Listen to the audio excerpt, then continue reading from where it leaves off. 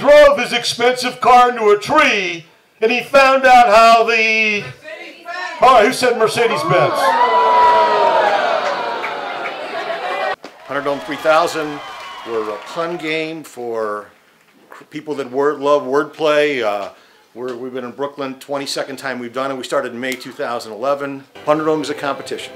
There was one girl that I had social studies class with, and then it turned out that she was actually a white supremacist. So we stopped dating after that. She became my American History ex. You have to get on stage here at Punderdome, and you know, I'm a fan of cider, but sometimes you have a little too much cider and you just get applesauced. Okay, so here we go. We started Punderdome in May 2011. My daughter and I collaborated in putting it together, and we co-hosted. And then I fly in from St. Louis, Missouri every month to be here, and Joe lives in New York. The first Punderdome was like 4 days away, and so I was like, I gotta do something for this Punderdome. I gotta figure out what to do, how to do it. And so I called him and I was like, hey, could you send me some of your equipment, your game show equipment? He was like, yeah, I guess so. I don't know if it'll make it up in 4 days or if I can do that. And I was like, well, why don't you just come up yourself? And then he was like, I don't know.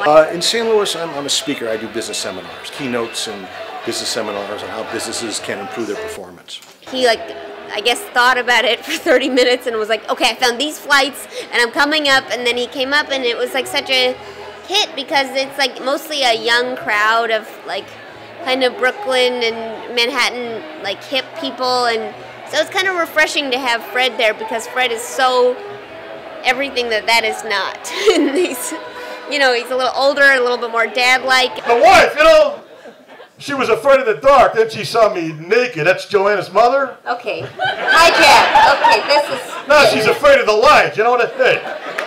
No one liked that one. I get it. It's You know, disgusting. okay. I'll tell you, okay. Their jokes are only funny if you don't know they're someone's mom. Maybe you're right on that. Okay. He used to photocopy dollar bills and put his face on it and give it to us as daddy dollars. We were kind of raised in this kind of funny, crazy household where it was like Fred kind of had a sense of humor about himself, and then we kind of, at first when we were kids, we were just like, oh, this is the way it is. And then when we grew up a little bit, we're like, oh, he's kind of a funny, ridiculous person. No, come on, Fred. This is a sophisticated event. What's going on? Oh, Fred, okay, come on. This is not a boxing match. Can we...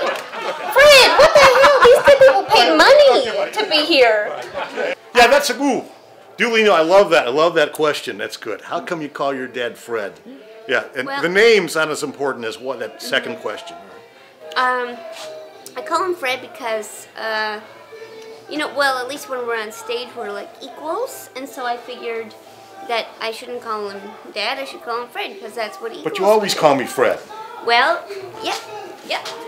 Why? Why so? Yeah. Let's see what kind of, go for it. Go for it. Don't take no for an answer. I don't know, I feel like Fred is a very unique name, and I feel like he fits very well with it, and he's a good dad, but he's also just like so good at being a Fred, you know what I mean?